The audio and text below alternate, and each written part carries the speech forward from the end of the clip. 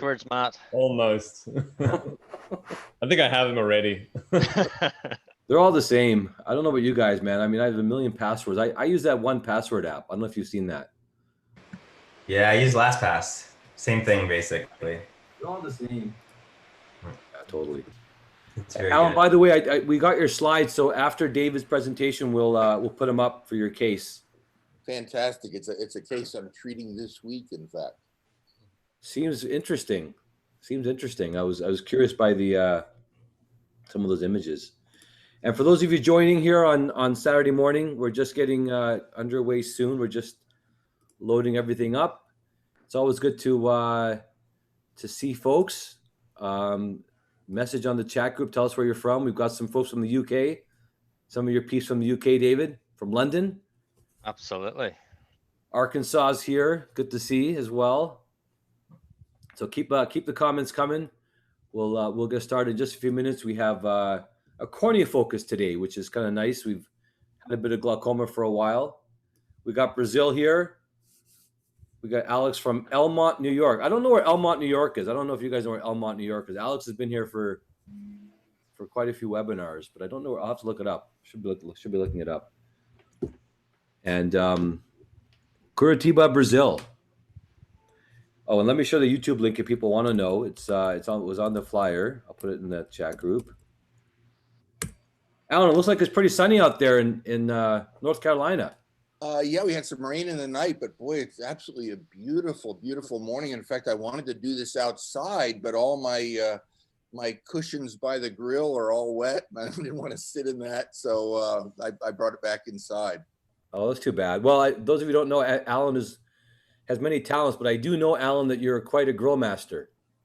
I really got into that when I was going through my my kidney cancer issue. My brother sent me one of these big green eggs, and eventually started a restaurant that cooked everything on what's called these Kamado style cookers, which is the style of those ceramic grills, and it was really fabulous. But like a lot of restaurants, I lost my shirt in it. We went under, and it was not a small fortune, but I just have to make sure my wife doesn't hear me say I would do it again in a heartbeat, because I've never had so much fun outside of ophthalmology than being involved in a restaurant. Yeah, I've heard the same thing. It's certainly a lot of work, man, but it must have been quite an adventure for you. It really was. What an education too. And so whenever I lose a lot of money, I convince myself I learned something so I can call it tuition. I gotta use that. That'll work well in my family as well. A good way to look at it. It's a good learning experience. It is. Excellent. All right. So we are gonna let me put up some slides here. I see we have folks joining on YouTube and on Zoom, which is great. It's hard to believe it's the end of August.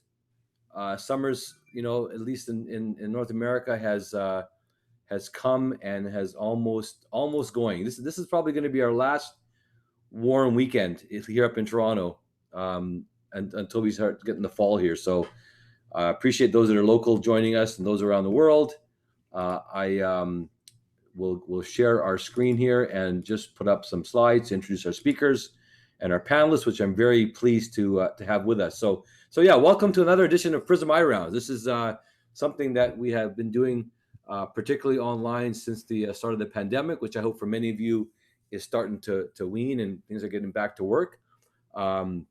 We've been doing this every week now, and on Saturday mornings, typically our day. We have moved things around. We'll make some announcements about what we'll do for the next few rounds, but today we're looking forward to a great discussion on cornea and some IOL discussions. It's really a pleasure to have David Lockington here, who's with us from across the pond, as they say, from the UK. His accent may confuse you because he has lived and worked in Ireland, in Scotland, and in New Zealand, and so I'll let you guess where his accent is from. But as you see, he's done medical training in Ireland and in Scotland, and he did a fellowship with Charles McGee in Auckland. I'm sure that was quite an adventure heading down south. in his career. And I would say Dave is still is continuing to rise in his career. He's busy clinician, but has been very active publishing, which I think I know is no small feat considering how busy things can get. I had a chance to join him on a webinar recently, and not only is he skillful surgically, but really thoughtful in terms of how to approach medical issues.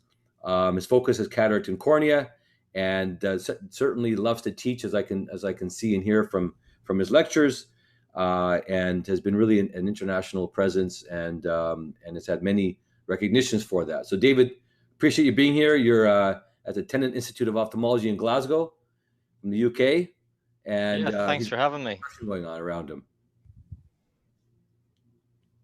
So thank you for being here, David. Thank you. I will be presenting some cases at the end. I'll just skip my introduction. It's not really that important, but I'm really pleased to have two great panelists here. This is particularly of interest on the cornea side of things. Josh Teichman is on faculty at University of Toronto. He did a Master's of Public Health and also Research Fellowship here as well. And he has a strong focus in cornea, complex diseases. I certainly lean on him a lot to handle a very complicated, complex cornea and intersegment issues. So Josh, thanks for being here. And he is being sponsored by Mercedes-Benz, as you can see by his hat. Alan Collerson is here. He's been here before as a spontaneous panelist, and I'm able to nab him for this one here. Alan is certainly legendary in the cornea intersegment world. And I often tell him the story of when I was applying to residency. I had a keen interest in cornea or glaucoma. Obviously, you know where I went into eventually, but it was one of my dreams to be a fellow with Alan. I ended up veering sharp right or left, depending on how you look at it, I guess, into glaucoma. But I've had tremendous respect for Alan and what he's done and how he's really changed our field in so many ways. And Alan has so many accomplishments as professor of ophthalmology now at Duke, vice chair of departmental development, and he has also had some tenure time in South Carolina, and always adds some nice color to discussion. So Alan, thank you for being here as well. A pleasure to have you here, man. You're a brother, and it's always enjoyable to have you here, and also have our nice chats both in person and also online. And I do miss the opportunity to see people that we do miss those times, and hopefully we'll be back. And I wish you safety and good health for you and everybody here as well. So thank you for being here. I'm going to have David to load up the slides. David was kind enough to present this topic, and I think he's got a number of cases he'll be sharing, and I'm going to really encourage some active interaction. Josh and Alan will jump in anytime, and I'm sure, David, you're going to be posing some questions for them as well. Don't look to me too much. I'll help moderate a little bit, but this is really your time with Josh and Alan. I look forward to this very interesting topic. It was interesting on the ASCRS chat group yesterday. There was a discussion on a corneal melt issue, and so it's quite topical as well. So the floor is yours. Thank you for being with us, David. I know there's some construction around you, but we're looking forward to hearing you. Thank you. No, I appreciate that. And yeah, the CareNet chat was timely, wasn't it? Because there was a bit of debate what we should actually be doing. So I then quickly put in an extra couple of slides into this presentation to cover all the bases. So I'd like to thank Ike and the team for the opportunity to present the key points in managing corneal melting. And I'm going to take a different approach, as Ike's probably not surprised, to think about the superhero approach here. So let's see if we can get this to work. So we know Ike as the rock star, the superhero, the superstar, and those things may or may not be true.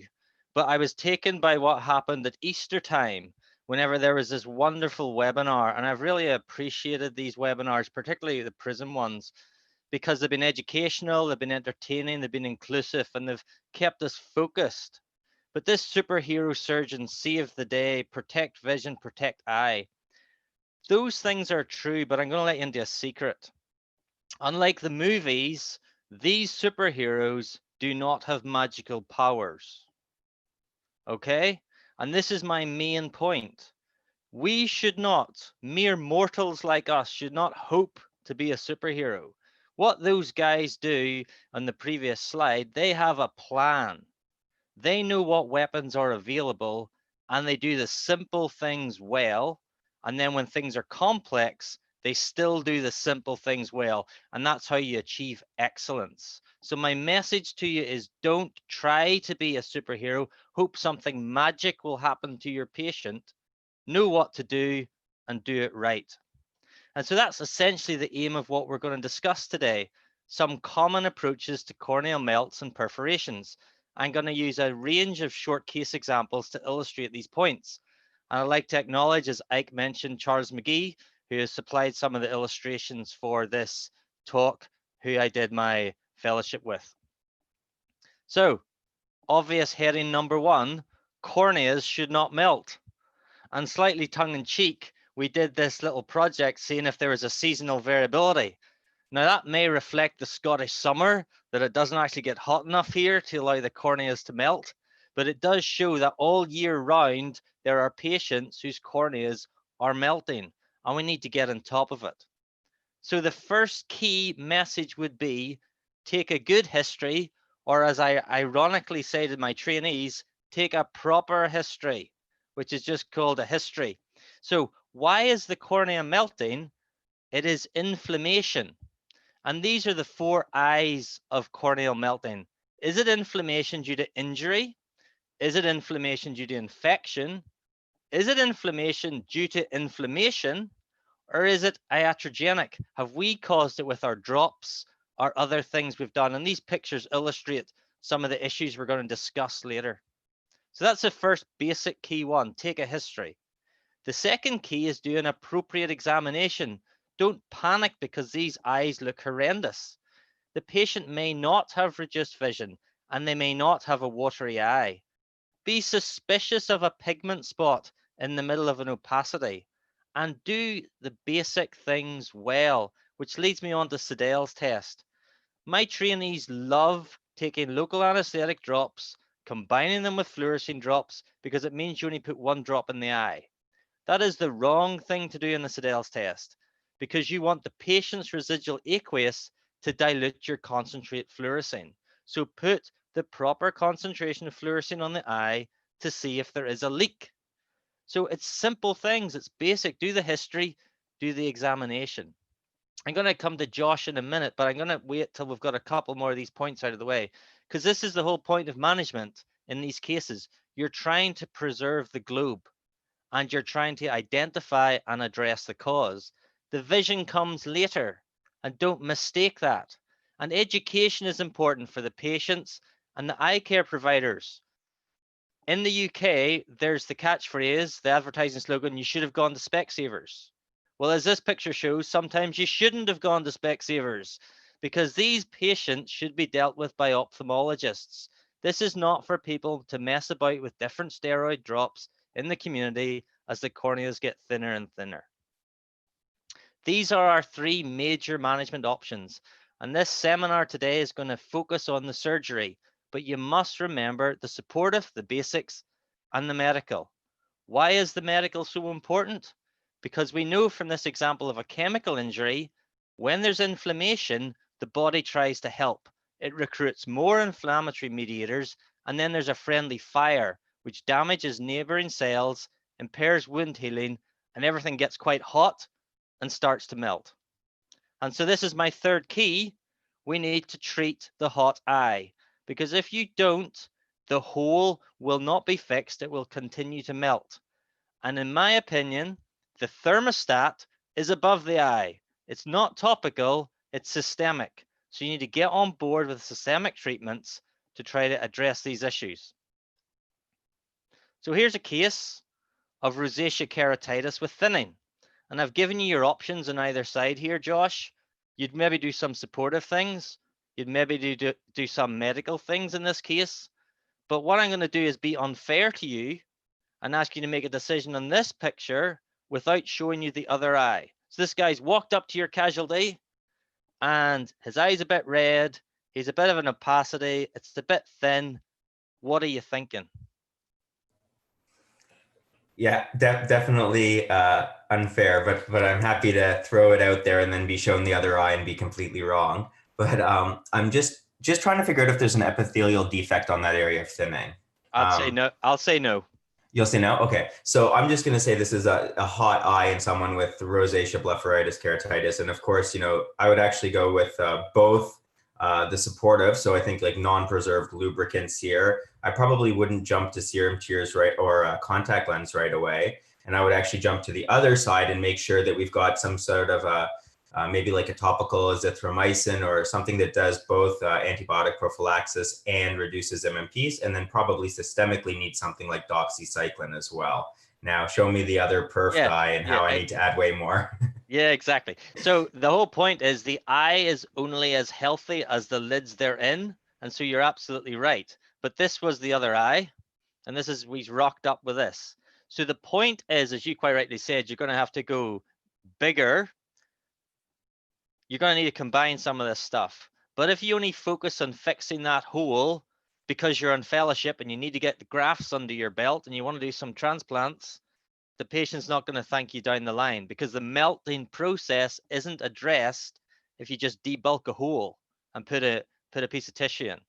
So absolutely, you need to combine the medical and the surgical, or it will not settle. Now, it is possible to do nothing, and that can be intentional or not, because what we did with that patient is exactly what you said: supportive, medical, tried to start treatment with a view to doing something surgically down the line, and he vanished for 3 years. And then he walked back in 3 years later because his right eye was feeling a little gritty.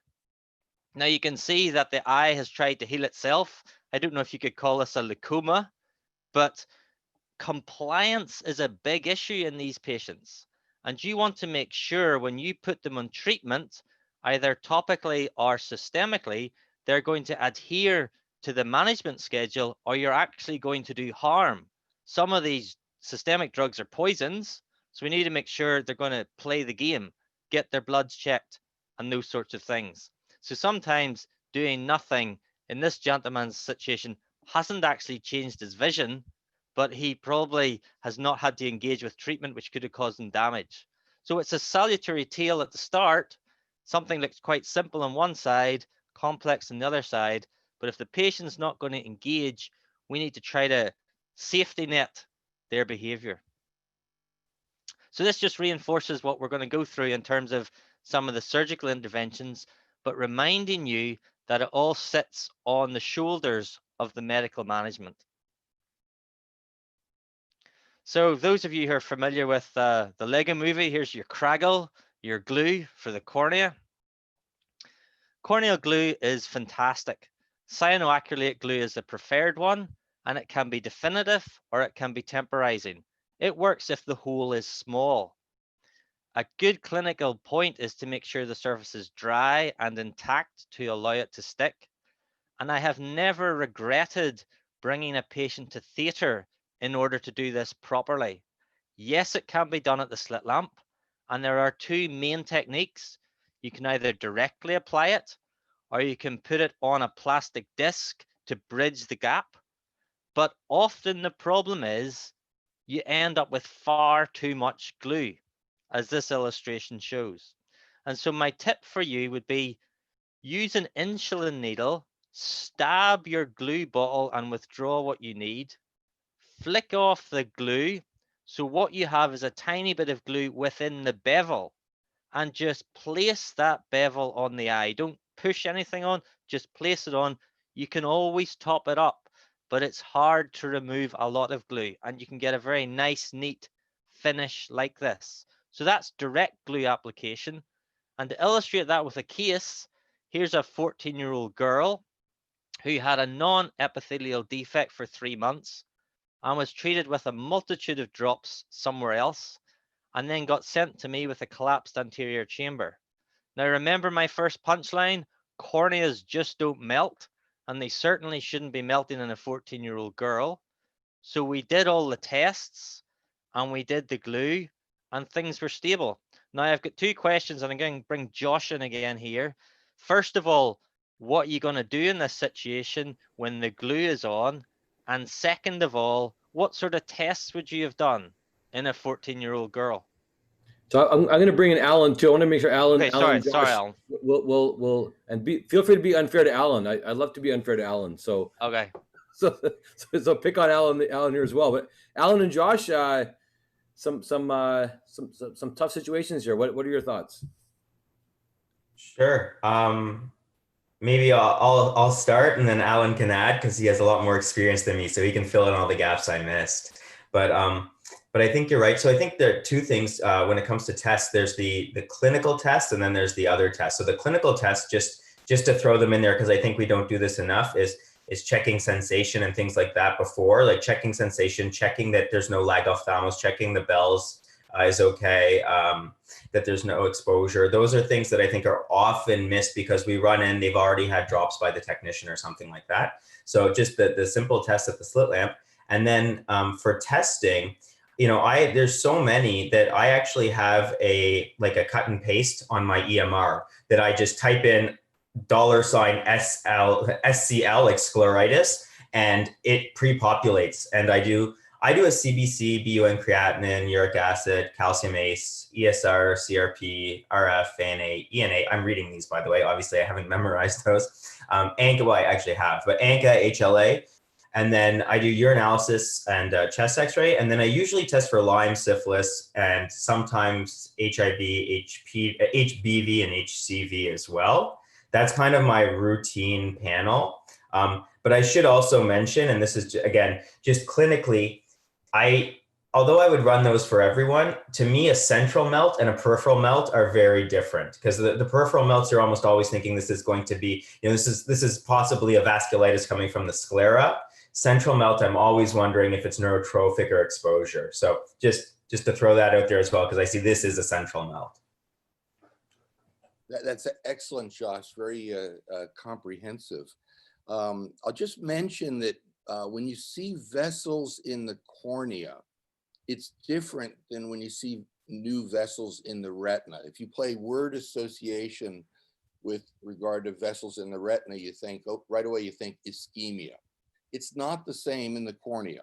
You've got to have some inflammation, chronology, and usually an epitheliopathy. That's kind of the magic equation that leads to neovascularization. So in this case, you can see this isn't something that just happened overnight. This has probably been going on, maybe perhaps, recurrent bouts of inflammation that eventually led to this process. And you see that this is a non-healing epithelial defect for 3 months. And that's consistent with the way things appear. Obviously, you want to be very comprehensive in your treatment here. You've got, obviously problems with the anterior lid margin here with inflammation. I don't know if you're trying to show Demodex, which really could just be a bystander to all the inflammation, but you'd want to get a good look at the other eye. You'd want to get a good history. You'd want to find out the environment that this patient is and do all the things that Josh mentioned. Yeah, I think that's excellent thoughts. And yes, this is just a chronically uncomfortable, atopic, inflamed eye. And yet someone has put loads of different preserved drops on top of it. And once that inflammatory soup gets stirred up, then ultimately, because it hasn't been addressed other than topically, then I think that's why they've melted. And you're absolutely right. The lid margin, for someone at age 14, she had really crusty lids. And we wondered had that been a contributor. What is then interesting is you have junior doctor saying, well, should we pick the glue off now? What's your thoughts on that? I don't like to do that. I might do it in a controlled situation, but that might happen. If you're doing a corneal transplant or something like that for glue that's about to come off or whatever. But I don't like the idea. I like to let the eye hopefully heal underneath that. Sometimes I add some medroxyprogesterone, and then let the glue extrude naturally. Josh? Yeah, I agree completely. I mean, I was always taught if the glue doesn't stick to epithelium. So if epithelium has lined underneath it, the glue will fall off nicely. So I generally never take it off. The only time I've sort of done that is really like, as Alan said, you know, if someone had bilateral perfs and you're forced to do your transplant sooner than you would like because there's literally no vision. And you still obviously wait till the eye's quiet, but those are the times where I'm not going to wait, because I'm sure we've all seen glue stay for a year if you leave it, you know, so. Yeah, I think that is very important. And it also shows the issue with muddled thinking, because in this picture, it was brought to our attention, oh, look, vessels are forming. That'll reduce the survivability of a transplant, so we need to get on and do it quickly. Well, actually, sometimes you need to sit in your hands, because what we then did, the glue fell off at 6 months. We just gave her preservative-free hyaluronic, and we gave her cycles of oral azithromycin as an immunomodulator to improve the lid margins. And she was 6'9" as the scar faded, and as the inflammation settled, the vessels shut down as well. So I'd just take this opportunity to remind ourselves that we often use oral azithromycin in children for their blepharokeratoconjunctivitis. And why would we not extend that luxury to teenagers and adults? Because I know, for one, I would rather have 3 tablets of azithromycin than 90 days of a tetracycline. I know that's slightly controversial, but for us, we give oral azithromycin for lid margin disease all the time, and it's very effective. Glue doesn't work if the hole is too big, or in particular if it's inferior, because I think the blink reflex just dislodges it and it doesn't sit very comfortably. And so in that case, that allows us to talk about tissue solutions such as amniotic membrane. Now here we have Baby Hulk, and I put that on deliberately because amniotic membrane is only epithelial cells, a basement membrane, and some stroma. It can be used as a biological band-aid. It can be used as a patch graft, but it's not going to fill a massive hole. And I think that's where the use and abuse of amnion struggles. So it's very effective when it's used properly. So here's a patient, a 24-year-old male tree surgeon. You could argue he mustn't have been very good, as he managed to get a hawthorn branch into his eye a year ago. But again, considering the history, do we genuinely believe that as the story? Because despite immunosuppression, his cornea continues to thin in the peripheries. We did all his bloods because a 24-year-old's cornea shouldn't be melting. They were all normal. And we did wonder, was this a type of Murin's ulcer? Now, if this area melts, it's going to be really awkward to fix. So I'm going to show you what I did with amniotic membrane, and then we can maybe discuss it at the end. So first of all, the literature says you can just recess the conjunctiva and that will be fine. So I did this. I've just used a lot of screenshots just for the interest of time. I held my breath and scraped the gutter with that crescent blade, hoping that I wasn't going to perforate it. I then took my amniotic membrane, but I oversized it because I wanted to crimp it into the gutter. I then glued that in place because I don't want anything sharp near that cornea, which is thin. I put a further amniotic membrane over the top. Now I'm happy to do a purse string around the sclera rather than on the cornea. And at the end, it looks a bit bulky and it looks a bit untidy. But within a month, that's incorporated or dissolved, and that area has bulked up substantially, and we've hopefully prevented the perforation. If no tissue was available, one of the senior consultants in Glasgow, Canna Ramesh, has had a good series showing conjunctival pedicle grafts like airlifting in the supplies to protect the thinned area, and he managed to preserve all the globes in that situation. So I was just going to ask the panel what their thoughts were about the use of amniotic membrane in corneal melting.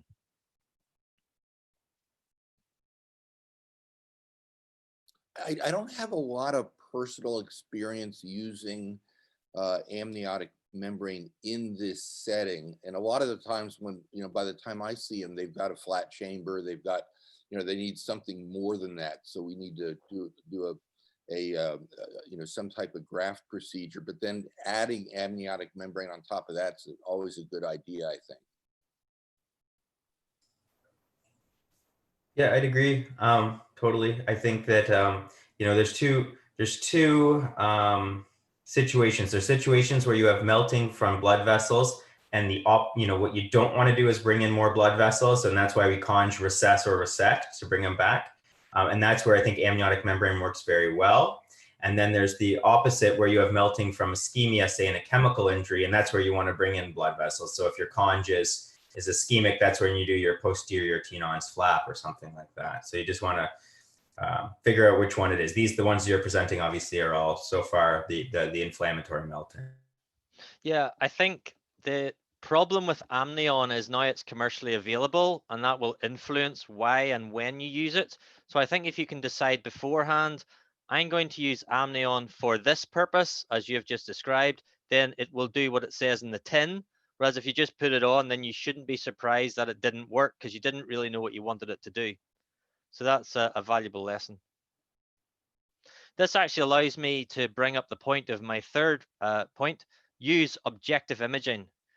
These sort of cartoon drawings in the notes are absolutely meaningless, even if they're done by the same person. Now, there are structures of how you can draw in the notes, but really with electronic records and availability of imaging, serial photographs should be a minimum. And we can actually make use of things like anterior segment OCT or topography, rather than this sort of guess how thin the cornea is, which if you're not the same person seeing them every time, it really is difficult to make an assessment or a judgment. So I think having these tools to our disposal, we should really make use of. As Alan mentioned, sometimes the cases are too far gone. The bridge is down, the gap is too big. We need to get new tissue in, and that's the place of tectonic corneal grafts. There's controversy, should you do a lamellar or a penetrating? The lamellar should be stronger and it should have less rejection risk, but often there is that interface and that haze, and you really don't have a good way of knowing how healthy the endothelium is due to all the inflammation. But lamellar is reasonable. So here's a case, 31-year-old male, very severe atopy, also has keratoconus, came back from Mexico with perforation. He was glued, but look, it's inferior, it keeps dislodging. Does he get a secondary infection? Methylpred didn't make any difference. Again, his most notable thing were how inflamed his eyelids were. So we did a 9mm lamellar patch graft a few years ago. Just as an aside, when the glue's there, you can use your anterior segment OCT to show depth and volume in the anterior chamber, which can let you know if the cornea is, if the glue is tamponading that hole. So it's worth using that as a guide.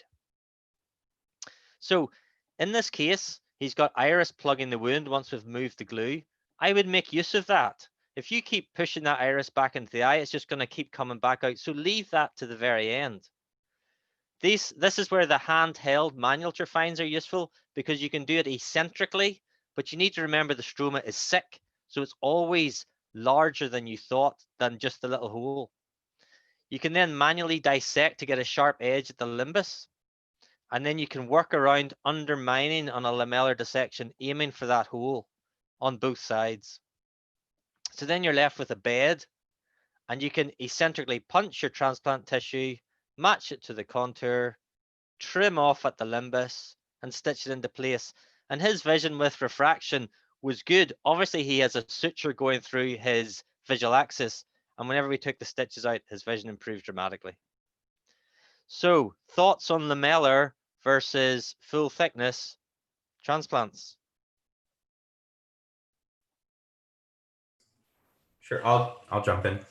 Yeah, I think for especially for peripheral extreme thinning, pending perforation or perforation, I always go lamellar if I can.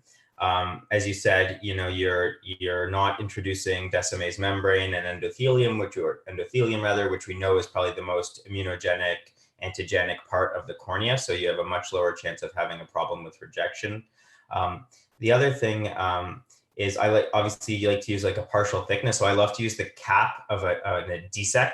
So that's nice. It's already been sort of pre-cut for you. So it makes it a lot easier, because this can be, unless you have an artificial anterior chamber in your OR, it's hard to do a nice even dissection, like lamellar dissection of a floppy cornea that's just sitting on the table. The only time I would do a full thickness is if it's close enough to the visual axis that by doing a lamellar or a crescenteric or something that's a patch is just going to destroy the vision, in which case I think you need to just do the PK basically, or I guess theoretically a dock, but it would really depend on where the perforation is. Yeah, I agree completely. Living in, where NASCAR is really popular, I explained to patients that if you're going to buy a tire today and you are going to be offered a brand new tire versus a retread for the same price, you'd go with the brand new tire. But whenever it comes to tissue transplantation, it's the opposite. You want the retread. You want to keep as much of your normal tissue as you can.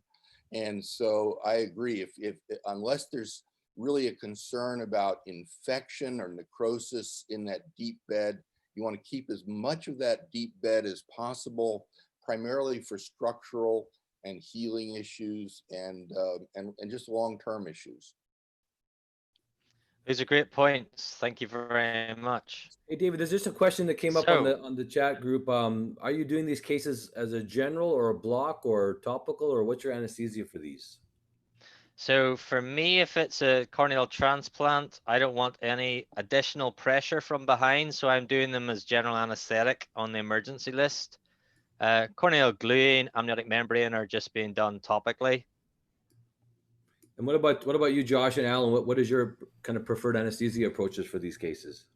Depends on how healthy these patients are. Some of these really elderly patients that have melt issues due to systemic issues, if I can, I might temporize with a glue process, and if it looks sturdy enough, I might actually do a block with it, and then proceed under local conditions and try to avoid putting some of these older, sicker patients to sleep. But the younger, healthy ones, I'd go with general. Yeah, I agree. It's totally case by case. If it depends, it depends how big and also where the problem is. So, like for instance, if you have a necrotizing scleritis that's basically opened up and failed medical therapy, unfortunately, although that's the initial treatment, when it comes to surgery, these are large surgeries. You got to go way back, and they're very painful. So, if it's someone like that, I would never want to do that to someone under topical, or rather a block. And as Alan said too, that you really need to block these. You can't do it under topical. So if you're afraid of putting volume behind the eye, then GA is your option. And the anesthetists are very good about different ways of getting them, LMAs and different airways and stuff as well. So they're your friend here. So for the benefit of Matt, whenever you finish your fellowship, everyone's going to ask you, what was the best case you saw? Or depending on how you look at it, what was the worst case you saw? This is my best case from my fellowship in New Zealand. And it was in the first month. And I thought, is this seriously what every case is going to be like? So this is using all of the above superheroes. So this is a 48-year-old male who lived in Bushland. And he claimed that he walked into a tree branch when he was out fishing at night. But as you do, you wait 4 days until you turn up at hospital. I was going to say he reminded me of Ike with his long hair. But, he had long hair and tattoos. I don't know if Ike has tattoos. But unlike this picture of the rock star Slash, he wasn't smiling and his hand was the other way around. And the reason his hand was the other way around is because this is what his eye looked like. So that's not good. Cornea shouldn't look like that. We talked about the pigment spot earlier. This is a blood spot. So the assumption was this is an infection. Maybe there is a penetrating eye injury. So as I said at the very beginning of this discussion, you want to do the simple things well. You want to culture, do a history, examination, investigation, and do the basics. So we treated him with intensive antibiotics and intravenous antibiotics. This is the second day. Now, I must point out to you that over the next few days, this patient didn't really engage with medical treatment. He kept leaving the ward.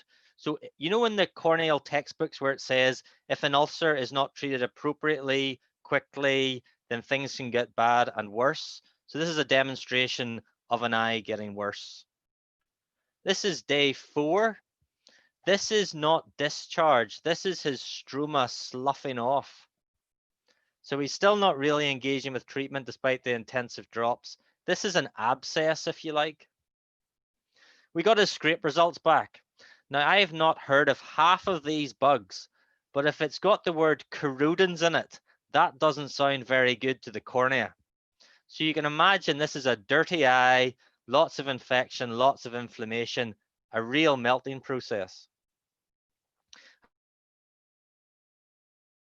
I think this is day 9. Say the cornea is clearing. Isn't that great? Actually, the cornea is evaporating. This eye is only heading one way. So we explained to him, look, this eye is a goner. It needs to be eviscerated. And he suddenly became really keen for intervention and was desperate for us to do something. So we performed an emergency PK. Now, who would like to see what my emergency PK looked like on day 1? Ta-da! Obviously, it didn't look like this, though the wound was intact and the sutures were tight.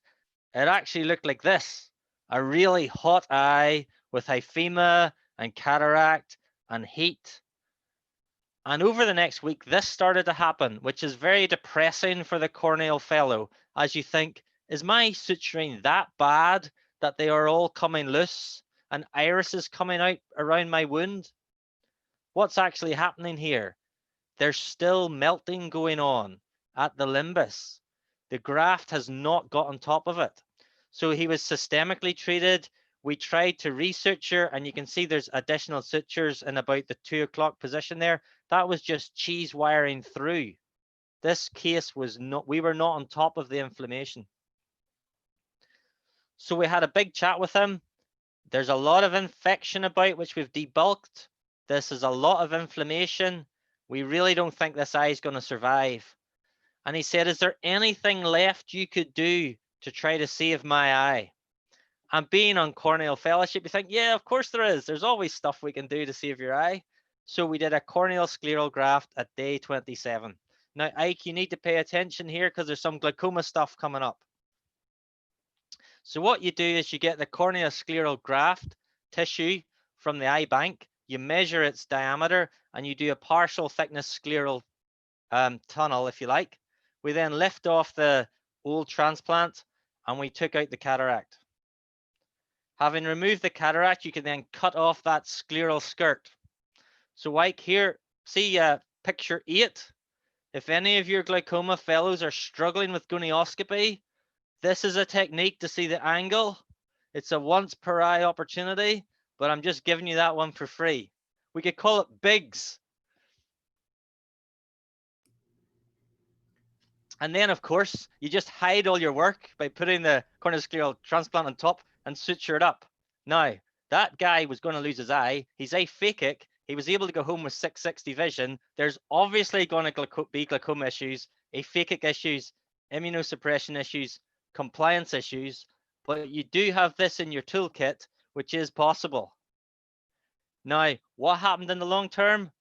I went home, so I have no idea what happened to him. But that's the point. You know, you can do things at the time, but you're not really sure if this is in the patient's best long-term interest. But this is a technique. If you have a massive ulcer or abscess, which involves the limbus, grafting that is not going to get out far enough.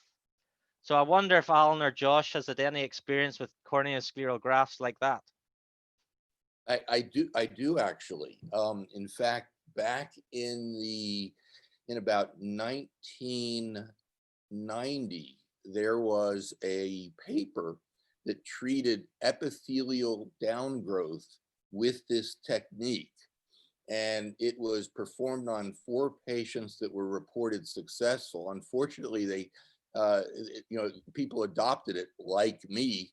And I later found out that all 4 of those reported patients did extremely poorly with glaucoma, as did my patient. Now they look terrific at the slit lamp because they've got this, you've got this beautiful cornea. And it was a technique where you would do a corneal scleral graft and you would also remove the iris. Again, we're going back 30 years ago. And really none of these patients do well long term. Yeah, I've been lucky to do only one of these so far, and yeah, they look great, and their astigmatism is nothing because you're sewing on the sclera. But yeah, they don't do well. I'm not going to be able to give due credit to the person who published it, but there was a good description of doing 4 cardinal mattress sutures, which are supposed to like tent open what's left of your glaucoma meshwork and scleral spur, which and Schlem's canal, which I don't know if it really does anything or not. But yeah, no, these eyes look good, but don't do very well long term for sure. And again, and just, you know, that was a beautiful surgery. You don't say how actually it's quite tricky to do these, and again an artificial anterior chamber like you would use when you're doing cutting a graft for a DSEC or something like that makes the dissection of the graft significantly easier. Yeah, that's a good point. So Ike, you can keep that glaucoma procedure up your sleeve if you want for later. And before you leave this particular patient, at the end, I want to interject a tangent about this case. Okay, go. Well, going back to your very early slides on this procedure, you see that severe suppurative necrosis that this patient has. So at one point, I thought, you know, I wanted to know, you know, what would be the worst organism? What if we go through the literature and you kind of rank the organisms in order that you would least want to have in your cornea, what would they be? Well, at the top of the list would be an organism that you commonly get by this type of injury, and it's called Bacillus cereus. Yeah. The first person to ever have any usable vision with a Bacillus cereus corneal necrosis infection was in 1985. Every you know, the dozens of cases in the literature prior to that all ended up with either enucleation or legally blind vision. The second one would be, and this is one we used to struggle with before we had new donor tissue storage media that actually was adjusted for this particular organism, and it was group D strep or strep faecalis. You would do the transplant. They would look good at hour 12, sometime between 24 and 36 hours. You knew that your eye was on course for an evisceration. And then your third and fourth organisms in the cornea would be Pseudomonas and Neisseria gonorrhea. I might move Neisseria gonorrhea up because it'd be harder to explain why you got it. But those are really your top 4 organisms. We all often think of, you know, acanthamoeba, fusarium, and things like that. You know, I find Pacilomyces to be particularly difficult, and we're seeing an increase in Pacilomyces because it's in a pesticide that's commonly used, and as people are getting outside wearing their contact lenses, that's how they get Pacilomyces in their cornea. They're wearing a contact lens and they're downwind of some recently spread pesticide that intentionally has Pacilomyces, which is nematodecidal.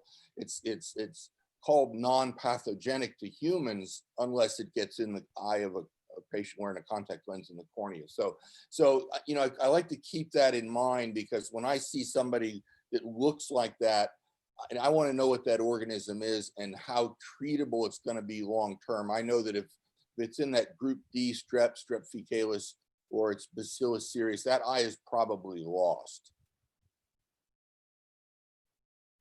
Those are helpful points. Josh, have you anything to add? No, those are great points. And you know, as you sort of mentioned, some of the bugs that are terrible, like acanthamoeba, which is just so hard to treat, rarely leads to an actual perforation. It just leads to a devastated cornea. And if you can actually finally get, you know, we have, I don't know why, but there's a jump of acanthamoeba. I have about 2 or 3 active acanthamoeba keratitis right now. And, but you know, one is doing very well and is already back to 20/30. The other has like a limbus to limbus scar with 4 quadrants of deep vessels, but you know, it's very rare that they lead to perforation. You got to get that cornea quiet medically. And when you do, you transplant them, and if you're lucky, they can do okay.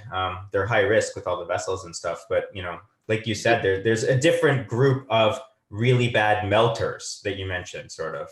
Right, and acanthamoeba has great respect for the sclera and Decimase membrane, unlike say Fusarium, where it's like old Clark Kent Superman can go through walls. Fusarium has no respect at all for Decimase, can go right inside the eye. But I treat a lot of acanthamoeba patients with DALK extremely successfully there. Acanthamoeba first reported in 1974 in a patient that had gotten exposed to sewage in their eye and was cultured, and the microbiology lab was at the eye center. And so Danny Jones called up the next day to find out, is anything growing? And Nettie Robinson said, no, there's nothing growing on the plate, but there's these weird squiggles on the blood auger plate. And so Danny went up, pulled out the dissecting microscope and looked under it, saw these squiggles, ultimately identified acanthamoeba as the first case of acanthamoeba keratitis. That's great. But I think it's also very important, as you said, if you know what the bug is, you have a better idea what the prognosis is, and you have some idea how urgent you need to act to try to address that. Just add in that the biggest advance I've had recently has been increasing our ability to interpret confocal microscopy. I've had 2 patients where I've been able to adjust my treatment just in the last week. One with very obvious fungus. We thought it was going to be Fusarium or Aspergillus, but turned out to be Paecilomyces. And I started the antifungals right away, no antibacterials. Fungal cultures turned positive 4 days later. She's already doing better with an organism that doesn't usually do well. I have 2 cases of crystalline keratopathy that I was able to distinguish from fungal infection. So I was able to start those 2 patients on antibacterials rather than antifungals as we wait for the cultures. So that's been a huge improvement. Yeah, the use of appropriate investigations and imaging can really influence things. I'm going to move on now, just as an aside, as we wrap up, to the principle of do no harm. Here's a patient from a few years ago in Glasgow who had routine cataract surgery. The eye was comfortable, turned up for their standard post-op review at 1 month and said, I thought I could see a bit better than this. So what's happened? Topical NSAIDs, maybe. I can jump in. Yeah, go. So the first question is I'm going to ask if they're, I'm already thinking 2 things, but I want to, extend the list. But basically the first thing I want to know is about if they have RA, if they have previous like autoimmune conditions, if everything else is okay, if there's exposure, especially given centrally. And of course, number 2 is how much preserved NSAID did they just receive? Sure. So note that the eye is pretty white, which you wouldn't expect with this amount of a defect and a desmetocele. But the answer is the patient had Sjogren's syndrome. And this is a real risk in public health service where the operating surgeon may not be the listing ophthalmologist. So you just turn up on the day, you do the operation and you walk away. People get standard treatment because everyone assumes their eyes are standard. And so this individual had dry eye, Sjogren's syndrome, and RA, like you said. So it's something to be aware of in pooled service lists. This patient had been given the standard Maxitrol. Now, Maxitrol is probably fine for millions of people, but for those who are sensitive to neomycin, it's the one which causes inflammation. Once the surface breaks down, the melting starts. So the patient was being good. She continued to put her drops in to try to improve the situation, which was actually the worst thing. And so we wrote this up. There was a series of 3, and we tried to talk about prevention before the perforation. And what I tell all my trainees to do is, you can't actually do this anymore because of COVID, but shake hands with your patient. Number 1, it's polite. And number 2, you'll soon discover those with rheumatoid hands because they will refuse to shake your hand back. And once you have the handshake test, you'll know not to give them preserved drops,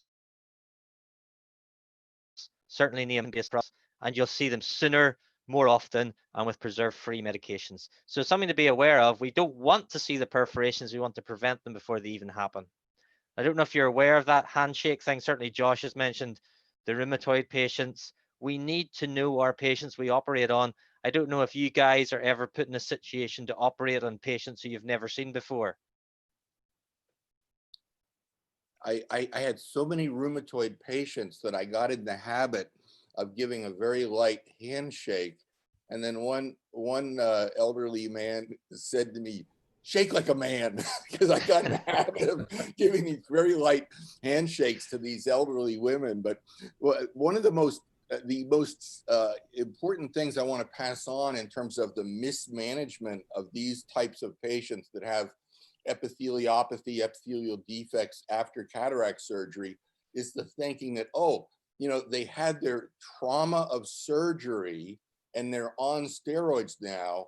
I wonder if this is their very first episode of HSV. I better cover with an antiviral. Well, you know, the topical antivirals, as we know, are also epithelial toxic. And I think the biggest mistake is saying, okay, this is a first episode of epithelial HSV, and not performing a polymerase chain reaction analysis, PCR. We know that cultures are 50% positive with HSV, PCRs above 90%. And so many of these patients would benefit from having that analysis rather than adding a toxic medication topically on top of that for presumed HSV. For sure. And yeah, I that's think just exactly hitting the head about what are your assumptions? What are you assuming? Sorry, Josh.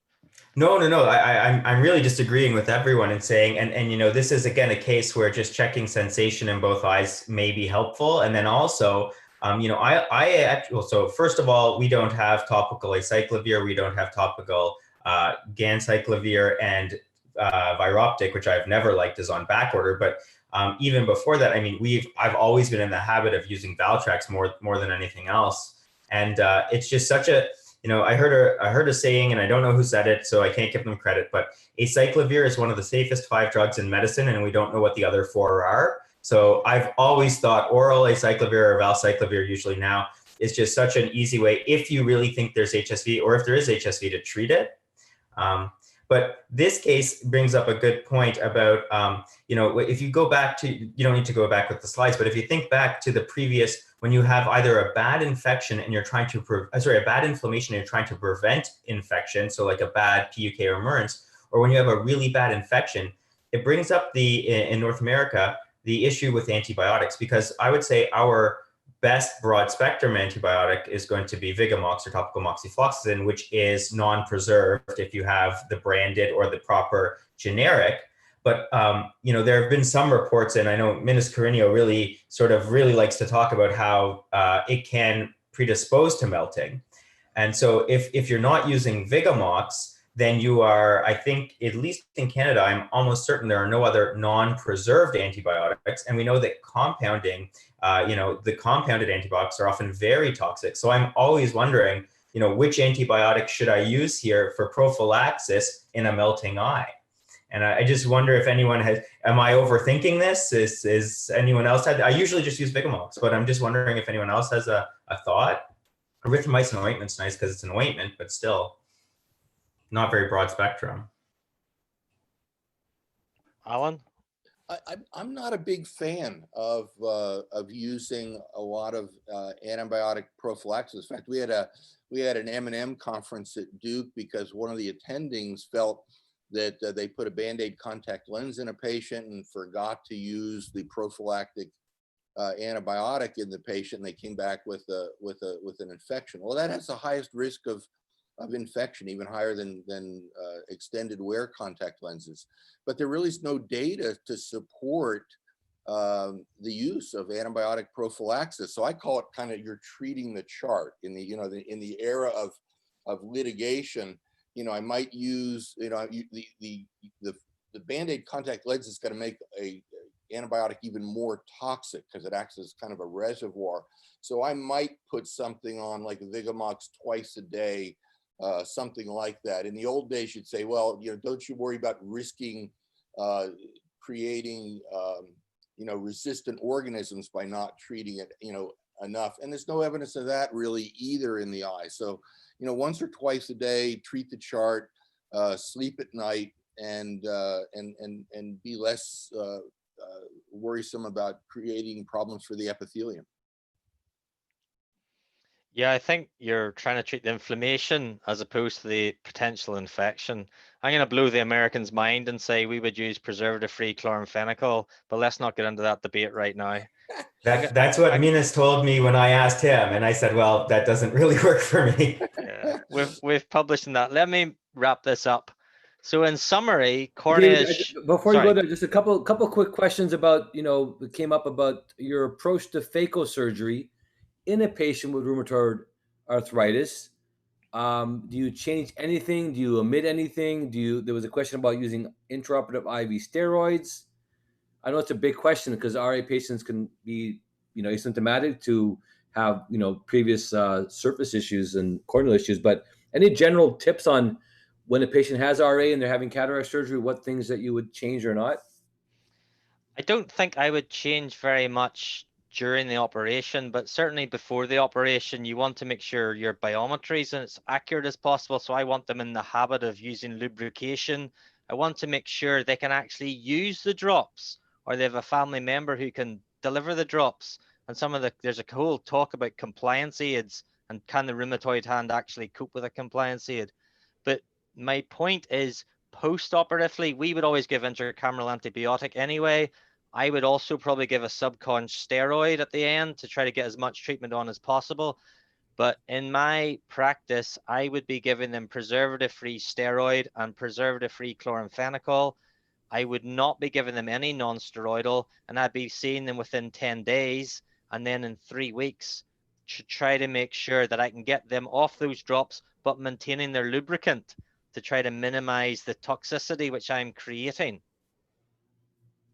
Also, in our efforts to provide small incision surgery, I would look for the healthiest part of the eye for that incision, and I wouldn't make it so small that I would increase my risk of a wound burn, because these patients would not do well with that. Yeah, and I think. Oh, go ahead. I was just going to say, I was going to actually ask Josh this. Do you routinely give so we wouldn't routinely give non-steroidals to any of our cataract patients. There's a controversy about macular edema and diabetics. So if that's not your practice, but would you give them non-steroidals on top of steroids, on top of antibiotic? Yeah, so for sure, in our routine practice is we use Prolensa once a day. It seems to be very well tolerated for everyone.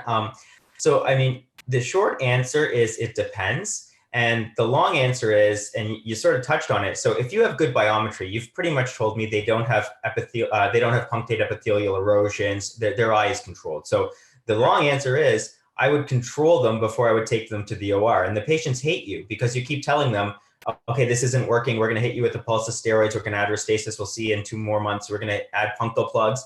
But until they're controlled, they are at a risk. So whatever gets them controlled. But once they're controlled, if they're really well controlled, we usually use Prolensa and it lasts about 13 days on average. I would consider it. If they were terrible RA, for sure, no, obviously. Okay. And then Acuvale is preservative free, but just for the record. But again, it's the end. I think there's a good evidence that it's not just the preservative; it's the NSAID itself. So. Yeah, and the other thing, just when I talked about the handshake test, just because people are old doesn't mean they're in a wheelchair. And I remember a patient in New Zealand who had bilateral corneal melts in a wheelchair, and eventually we kind of twigged and did their anti-CCP, and they had a diagnosis of rheumatoid in their 80s. So we need to just be aware of who we're operating on. So to summarize, corneas shouldn't melt, and if they do, we need to find their freezing point. Here were my 5 principles. You want to take a proper history to identify the cause. You want to be suspicious for perforation, so use proper strength fluorescein. Use imaging so you can accurately compare if something's thin or not. Know your medical and surgical options so you can switch the inflammation off above the eye, and remember to do no harm with your treatments. So here's a good example, this picture. If that plug is on fire, you could throw water at it, but you actually need to switch it off at the mains first and then deal with the fire. And that's kind of how I think about corneal melting. And if you can address both the medical and the surgical needs, and hopefully you avoid the picture of Terminator here, and your patient will think that you are a corneal superhero like this picture. Thank you very much. That's fantastic, David. Fantastic. And Alan and Josh, I mean, that was just an encyclopedia of knowledge. I just think, I mean, I think it's just amazing. You covered so much in great depth. That was great discussion. I know that Alan had a case that he was working, that he's actually seeing, and I am going to share the slides. Alan, if you're okay with it, I'll move through the slides. I think you have 3 photos, and I'll start with figure 1. All taken the same day at presentation in a patient who previously had LASIK surgery. And she'd had a history of recurrent bouts of red eye that were labeled recurrent corneal erosion. And she was sent to me as having a new erosion and now possibly an infection. You can see this in her LASIK flap on the edge of her pupil there. Let's go to the next slide. You'll see a very small hypopyon, and you'll see a red eye. And then we'll go to the next slide, and you'll see what looks like, you know, am I dealing with a possible infection, maybe even a fungal infection? So obviously, I cultured this. There's no recent history of contact lens wear or trauma or anything. Cultures were negative. Patient got worse on broad spectrum antibiotics, recultured 4 days later, negative. Got worse, it was involving the pupil. Ended up thinking, well, it's gonna, this flap isn't gonna do well anyway. Let's amputate the flap. We'll culture, we'll send to pathology. And we sent to pathology, and it was inflammation, no virus, no bacteria. And the guy that did it is an ophthalmic pathologist. He really knows his stuff. He worked with, he was trained by Gordon Clintworth. And so eventually, and this goes back to David's very first case he presented, I live in an area where this is endemic. I have treated 8 patients with this condition in the last 10 weeks. None of them to this severity, but this is ocular rosacea. Now, how do I know that? One of the tips, and this is, you've had a ton of wonderful pearls today. We often think of rosacea being more common in women and more severe in men. And that's more the rhinophyma and the dermatologic rosacea. Well, this woman can only wear certain types of jewelry. And this is something you want to ask your patients. It's easier to identify in women than men because women are more likely to wear jewelry. And I don't mean that in any kind of sexist or derogatory way. It's just a matter of fact. But people will say, yeah, I have trouble wearing certain types of inexpensive jewelry. If you get below 14 karat gold, the alloy that allows you to make that jewelry is nickel. Nickel allergy is one of the associations with ocular rosacea. It's very common. If David goes back and asks those patients that had the severe corneal involvement with rosacea, if they're female, they will not be able, if they'll have a family heirloom pendant that they'll wear, and it may touch their chest, they say they can only wear it for a short period of time because that area turns red. It can get a greenish tinge to it. It looks like somebody gave me a hickey there. Well, those are the kind of comments I hear. So there's certain types of triggers for ocular rosacea. We think of, you know, spicy sharp cheddar cheese. We think of red wine. We think of spicy foods. But 2 that are not always recognized that I see very commonly here is, one is the nickel allergy that can be associated with that, but a trigger is temperature change. I'm not referring to climate change. I'm talking about sudden changes in temperature. There's times of the year where we might have the temperature at night be more than 40 degrees colder than the temperature during the day, sometime within that 5-day period. That is a huge trigger in North Carolina. If you don't live in areas where you see those types of changes, that may explain why I see, I saw more rosacea keratitis in my one fellowship year here than I did in my 4 years of training in Houston. And in fact, the big survey of ophthalmology compendium article on ocular rosacea was written from Duke by a resident and the ocular pathologist who evaluated this patient. So this is really endemic here. I think it's everywhere, maybe not as common as it is in North Carolina, where we have these changes in temperature, which I attribute to why I've seen so many of these cases recently. And I'll tell you, I put them on the oral doxycycline. I'm going to use azithromycin more than I have in the past. Put them on topical steroids, and I'll tell you, they're better in 3 days. This patient, fortunately, did not have too much involvement of the stroma. I saw her on Wednesday, and I'm sending her for a contact lens fitting just because there's that little defect topographically from the involvement of this inflammation. But I wanted to point that out as a cause of inflammation and corneal melting that we often don't think of. That's a really great point. And then right to it is, I think we forget that after LASIK, you've really changed their cornea forever. And I've seen in the last couple of years a ton of people that come in with like an identical appearance to that. It really looks like a DLK after adenovirus with subepithelial infiltrates, or basically anything that can incite inflammation in the cornea seems can lead to like an exact looking late onset DLK picture. And like you said, you have to hit them. You have to be brave enough to hit them hard with steroids to get them better. And then they usually respond just like a normal DLK would. Exactly. That's great. I just want to cover, I mean, again, this has been such an enlightening session. And David, thanks so much for leading it. Wonderful content and great style, man. I love your anecdotes.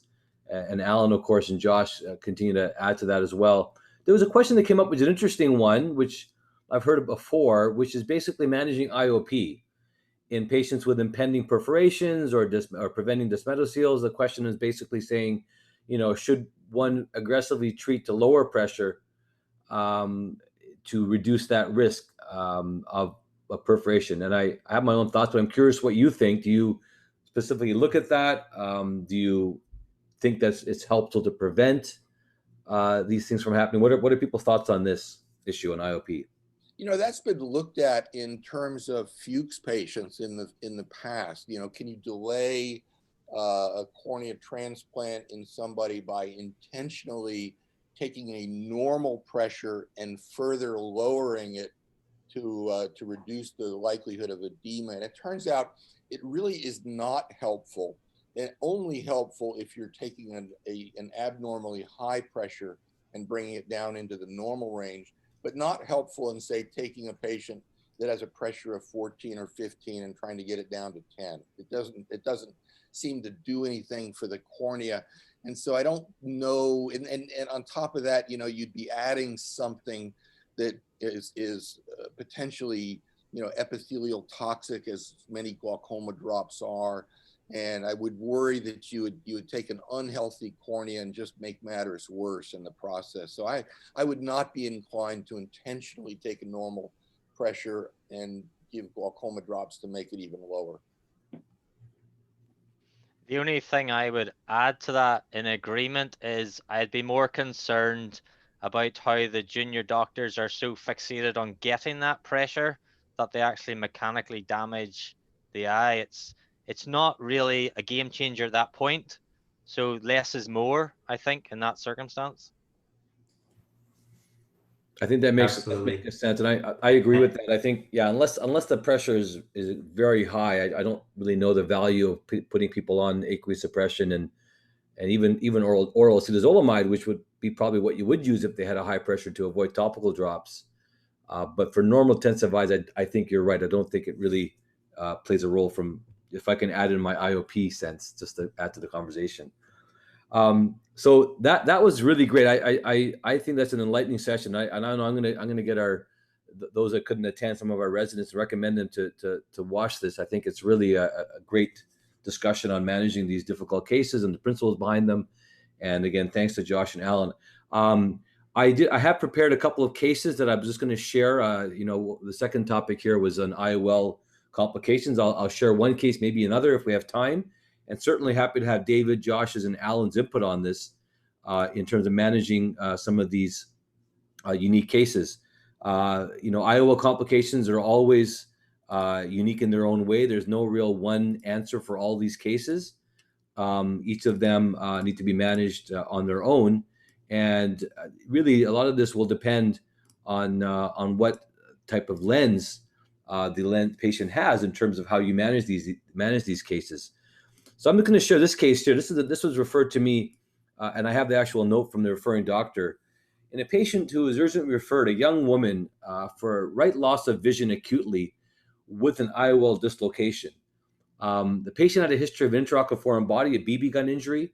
And actually, I brought this up here, David, because this patient had surgery in the UK, actually at Moorfields, and had, I think, a good job to do a vitrectomy, removal of the foreign body, lensectomy was done, and a lens that is commonly used, certainly, and I would say the corneal surgeons have been probably most familiar with this lens, which is the CZ70BD, a classic and still, I think, of an excellent platform for fixation of IOLs without capsular bags. And I'm curious what Alan may feel about this, because Alan, I think, has probably a long experience with this as well.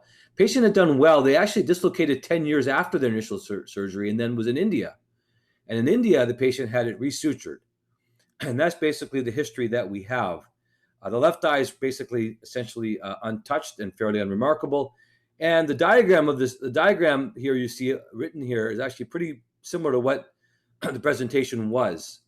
And you can see on a UBM, really, there's not much to see. You can see on the tangential cut, you'll see maybe a part of the IOL visible down here. And you can see that inferiorly, there's the optic here. The haptic was visualized in mid-vitreous. There was no vitreous around, but in the mid-vitreous cavity.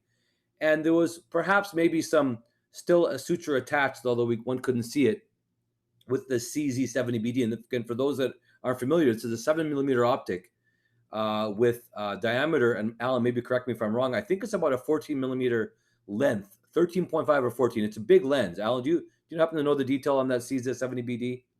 Yeah, this is a lens that came out in 1987. In 88, Doug Koch wrote an article in American Journal of Ophthalmology about how intersegment surgeons can suture this lens in.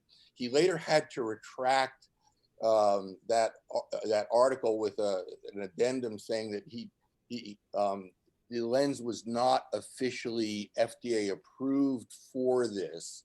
And so it was essentially an off-label usage of this lens. And initially we would use 10-0 polypropylene suture, and then found out that it frequently did dislocate somewhere between 8 and 18 years after using it. And I had a couple of patients that would have certain predispositions, like one patient had severe nystagmus, and I think that contributed to the dislocation, because what would happen is the polypropylene suture would hydrolyze. Because when I first saw these dislocating, back in the early 90s, I was wondering, what's really going on here? Is the lens causing is it chafing against the suture? Is the suture degrading? Is the suture not coming undone? What exactly is going on here? And it turns out that I was able to retrieve the sutures and do electron microscopy and compare it. I actually got some of the suture from the same batch from Ethicon at the time and compared the electron microscopies. And it was, in fact, the sutures were degrading. It wasn't that they were breaking because of the chafing of the IOL against it, but it caused Frank Price and some other people to recommend going to a 9-0 polypropylene suture. And we reported that. It actually became the Binkhorst lecture that I co-authored with David Apple and Frank Price. And so that was part of what was involved with that presentation. Yeah, great history. So much to learn from that. And as some of the questions were asked, what suture was used initially, and we don't have the records of that, but it was a Proliene suture, and I suspect it was a 10-0 initially. And Alan's absolutely right. There's been a lot of publications on degradation of polypropylene, and also some reports of actually some chafing that can occur in cases as well. So I think it's a matter of potentially different mechanisms. But this is the lens. It's a 70 millimeter, it's actually a 12 millimeter diameter. I just looked up, and so that's basically the situation here. The patient has also had previous con surgery. You can see the sclera. It's not in the best shape. There's some mobile conj, but it's previous vitrectomy ports, previous scleral incisions that were made, or scleral suture passes were made. The pupil has also been like this as well. You can see the correctopic, somewhat atonic pupil as well. And so that's our situation here. So I wanted to just pause here, maybe throw it out to the group. We're in the day and age of Yamanis and foldable lenses and everything else. This is a 7 millimeter optic lens. It's been in the eye for a long time. Patient had good vision before that. The lens appears to be okay as far as the material, and in fact, PMA is a very good material. And so I'm curious, what in a vitrectomized eye, what with good visual potential, what would you be considering here? And actually, I'm going to get some polling here while we maybe go around the room and see what Alan and Josh and David would do and how they would do it.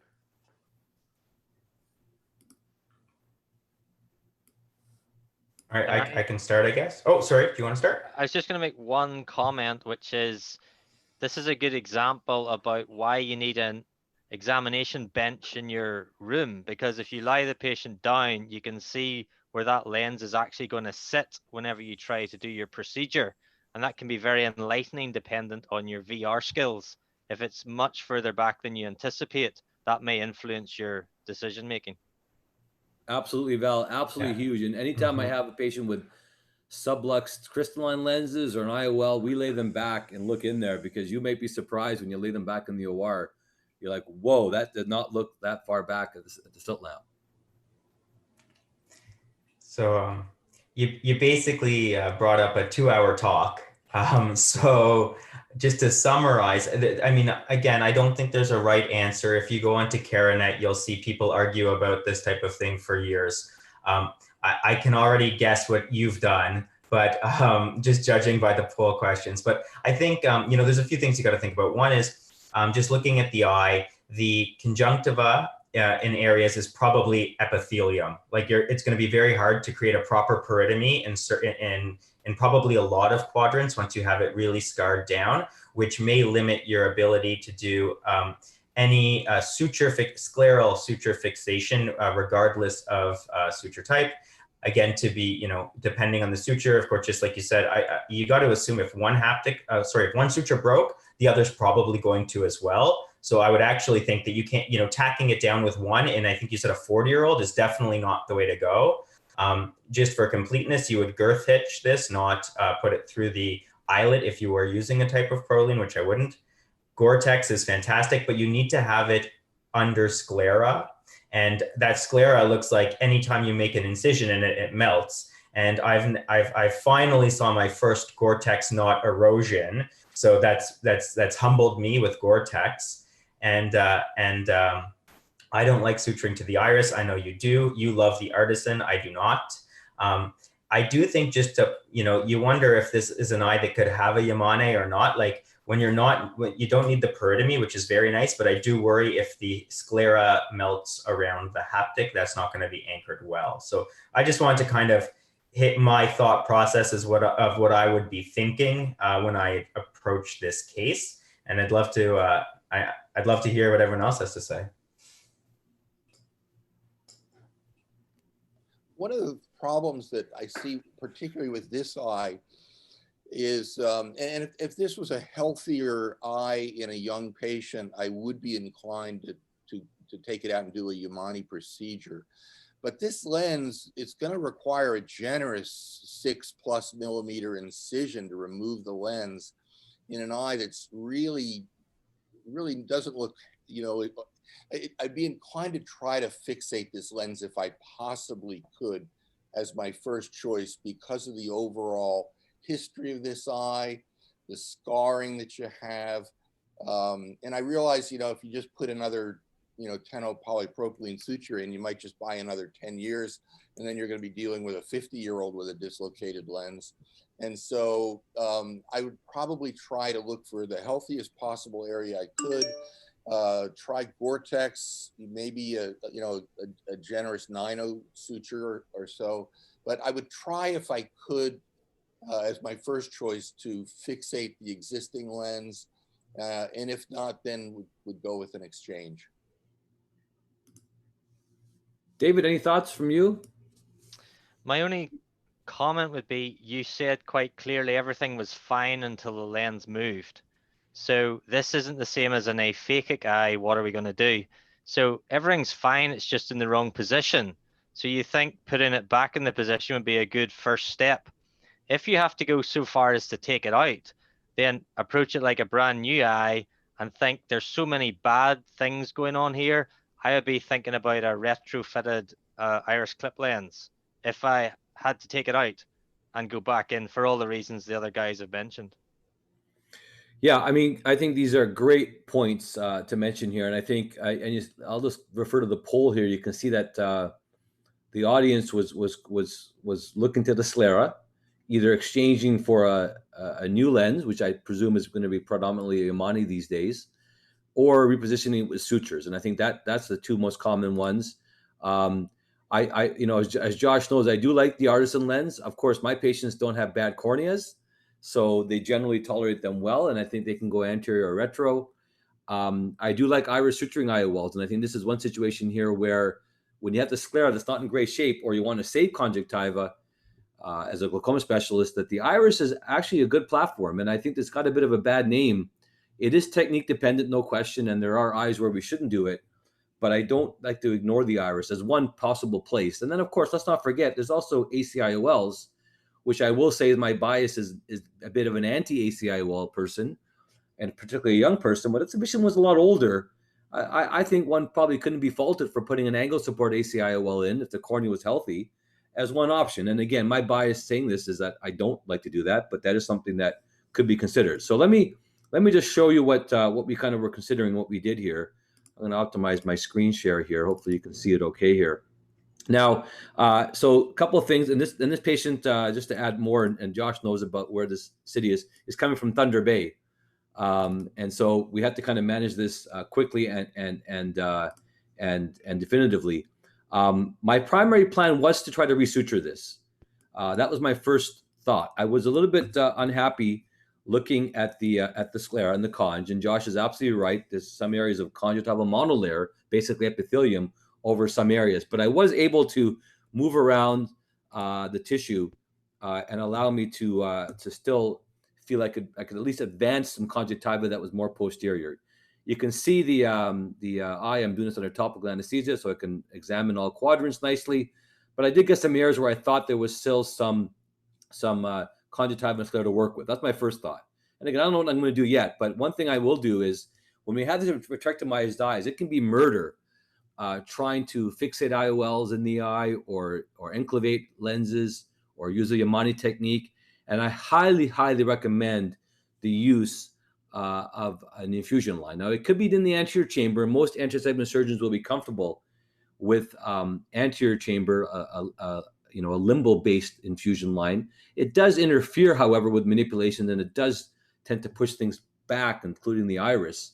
So a posterior infusion is certainly much, much more amenable as far as working with it. But of course, in an eye that has vitreous, one has to be quite concerned about vitreous traction and other issues. And so the need to do a proper vitrectomy is what's important.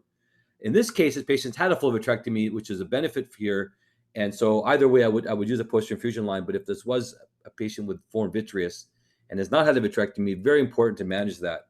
So I hope that point's taken. This is my scleral depression here. And, you know, Josh did mention, I mean, one haptic is clearly, you know, not fixated. But you can see as I grasp the remaining haptic, there's no suture on that either. It's hanging probably from some fibrosis or some capsule or something. And so one of the challenges, and I do hear the thoughts about how to refixate this, is how am I going to go about refixating this? I mean, this thing is basically floating in vitreous. How will I get the sutures either with a cowish or a girth knot or directly through the eyelid while this thing is flopping around in vitreous? It's a small yet technically challenging question I had. And I have to admit, the night before this case, I was just thinking, how will we properly do that? Well, what I decided to do, and again, my bias being an anterior segment surgeon, is to bring the eye up and bring it forward and bring it in the anterior chamber. Jason Jones is online. I can see that he's mentioned about the masket basket. It basically means placing a mattress suture temporarily in the sulcus and then placing the lens on that mattress suture and then fixating it. One of the challenges, though, is that we do have to actually visualize the eyelid, if we're going to use the eyelid at least, and fixate it through, which is a challenge. And so, you know, if the lens is in the capsular bag, I like it because then I can use the capsular rexes with hooks to support the bag, which I may show if I have time later on. In any case, I brought it in the anterior chamber, and basically this is simply just, basically planning our suture passes in a logical fashion. So there's the whole IOL in there. It's beautiful, big lens. I'm looking and seeing right now, where do I have a good axis, 100 degrees apart? I can fixate this. I can choose anywhere I want, except for where I put the infusion line. And I can see that there's some mobile conjunctiva posteriorly. You can see that. But you're right, Josh, within 2-3 millimeters, that stuff is stuck down, man. That stuff is stuck down. I got a bit of a plane there. That's okay, though. I know I can do a conjunctival advancement to cover the sclera, which is going to be critical, plus or minus even a scleral graft. There's my mobile conj. I'm just going to remove that epithelium, cauterize it. There's no point keeping it, obviously. I got to remove the epithelium. Same thing on the other side. And I certainly had glue and I had sclera ready. I'm making a linear cut, a vertical cut. As you can see, I'm going to plan on fixating this implant. I like to basically look at the limbus, but also look at the blue zone and the white zone and go posterior. The blue zone basically approximates to the anterior trabeculum. And as we go back about 1.5 millimeters or so, up to 2 millimeters in some eyes from that blue zone, then we should be fixating that lens pretty well where that IOL plane should be. So I like to use more of the posterior limbus. Some people use the anterior limbus. Many people use anterior limbus. And this is a vertical cut, again, perpendicular to the limbus here to do this. What I'm using is Gore-Tex. And I do love Gore-Tex. We'll talk about it shortly. But what I'm doing is I'm threading it through the eyelid here in the anterior chamber. Pretty basic techniques. And I love what David said earlier. Do this in these complicated cases. Do the simple things well. Just do simple things well, man. And it's just a simple thing, just passing suture. So what I've done is here, I passed the suture through the eyelid. You got to kind of do a bit of gymnastics figuring out how am I going to be doing this here and passing it. I then basically pass both ends out through a common paracentesis. Hope you saw that. I have a continuous loop through there. And now what my goal is, this is right now nasally right now. I am going to now pass my sutures through the sclera, again, under the lens, through that common paracentesis and fixate that nasal haptic to the nasal sclera. So hope you saw what I did. I passed the sutures in the AC through the eyelid, and I came out through a temporal paracentesis, and now I'm going backwards the same direction to do this nasally. There you see the pass made. Be careful. Don't loop around the haptics inadvertently. And you can see now I have a single pass made. The first pass you can make is quite posteriorly. I like to make my scleral passes about 2 millimeters apart, as you see here. That first pass was made, I think it was about, you can see about 3.5, 4 millimeters back. Second pass was made 2 millimeters back. And that again allows us to be over that pars peccata, pars plana. And you can see how we have the second pass made here. And there we have a loop now made. And that haptic is behind the iris, keeping the anterior, the remaining haptic up above. And I used to use a slip knot here. I've made a groove there. I have been very happy with Gore-Tex, and I'd probably say 600-700 eyes now over the last 15 years. I think it's been a really great choice as far as longevity. So now I'm going to do the same thing on the other side. I have a temporal paracentesis. I'm going to go through the eye, pass the needle through that haptic and come out nasally. The use of cannulas, you can see the dock, the use of microinstruments are very helpful in these cases. All the while I have infusion in the eye to keep the chamber and keep the eye formed. I now have both passes made.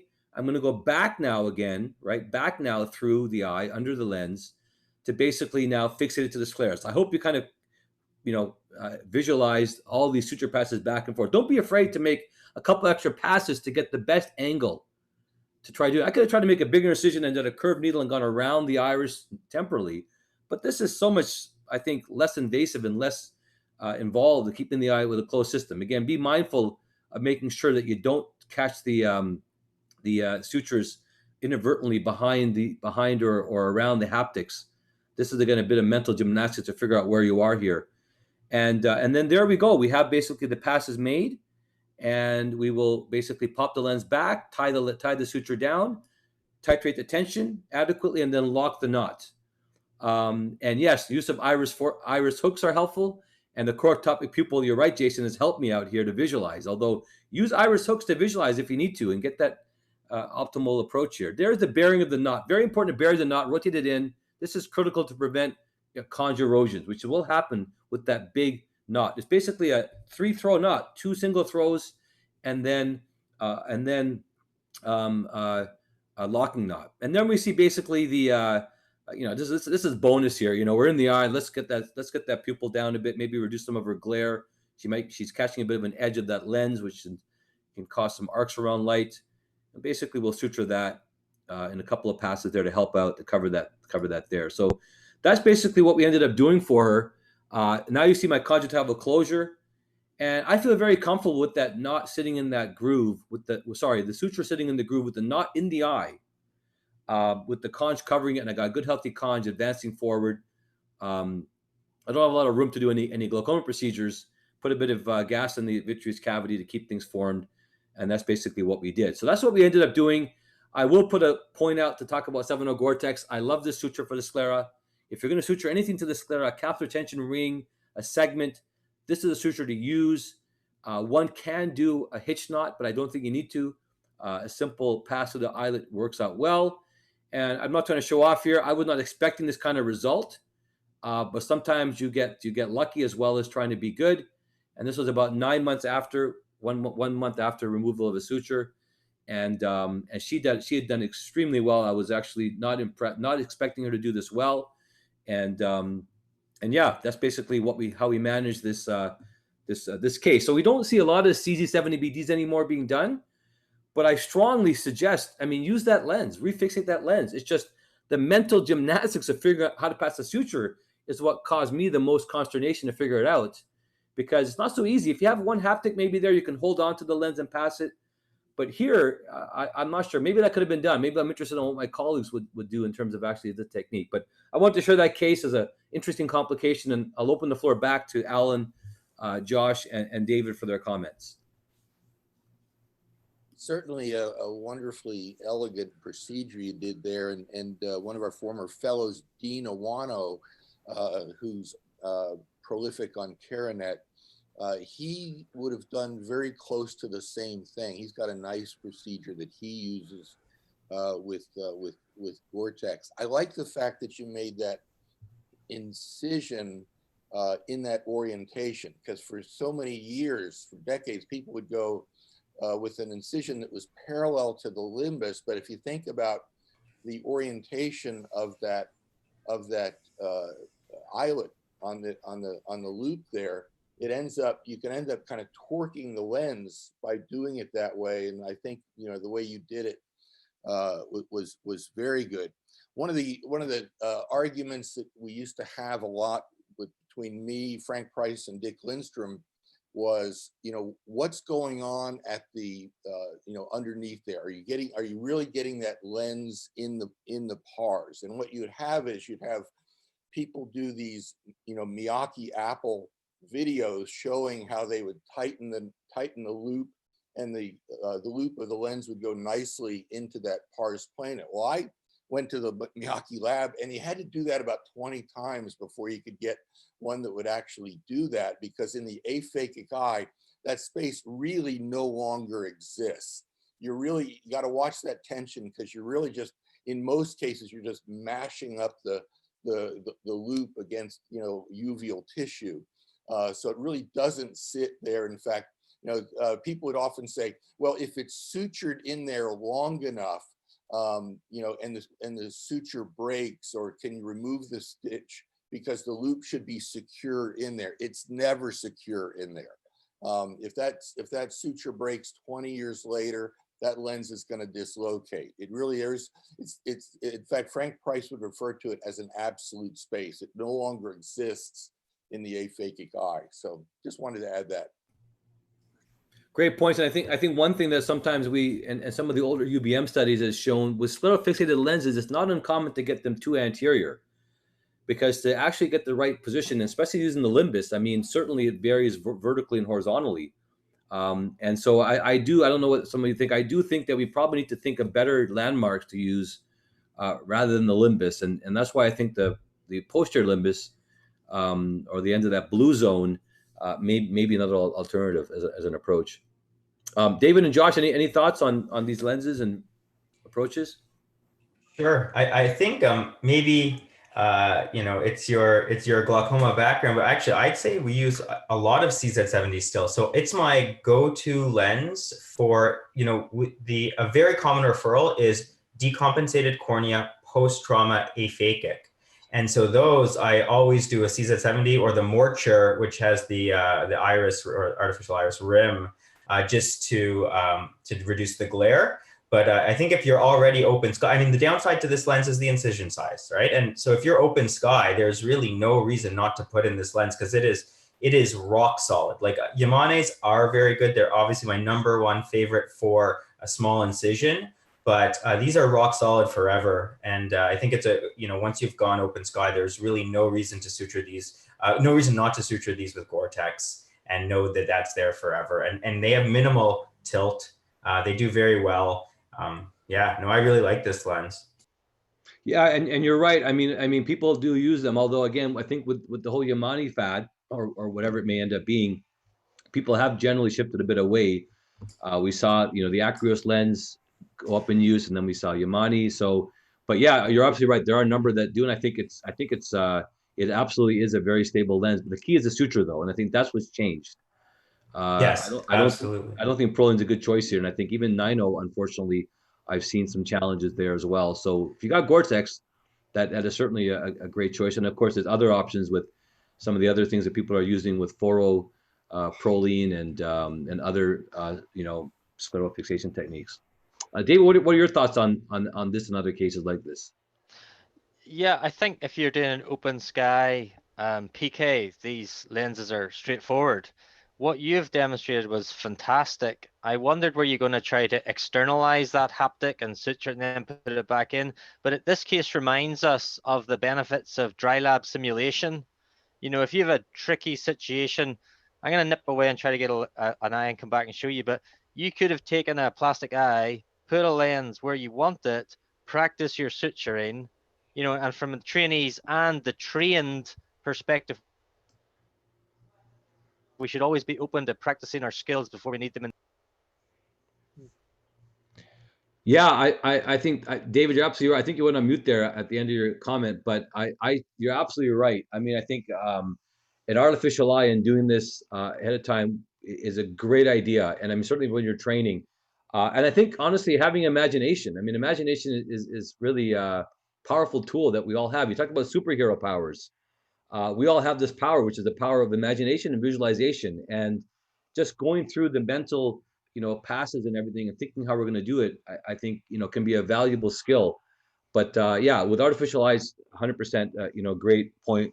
Externalizing the haptics was a thought I had. It's just it does get a lot of torquing in the eye and externalizing things, and I think keeping it all in the AC or in the eye, has potentially some advantages. But that's one thing. I mean, it's not a common issue, but the message here is more just about being creative and trying to minimize perhaps making a bigger incision in this patient. So that was what I wanted to share.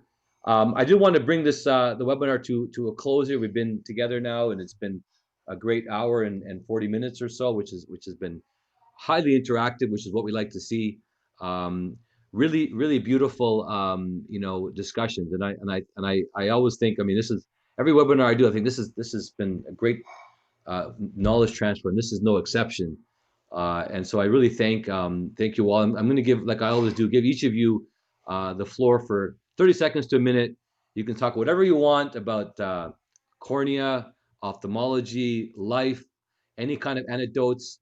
The power of sharing it has been no more evident than during the pandemic. And just even seeing your faces, always makes me have a nice warm feeling that there's some camaraderie, there's some common, we're all in this together, and we're all trying to do the best thing for ourselves and for our patients and for our families and for our lives. I've gotten to know all three of you, and I know all three of you are really great people, great family people, and high quality. So I'll pass it along. And I did want to also thank Matthew Brink, who's with us here, and not to ignore Matthew, who's our new fellow. He's just literally arrived in the country.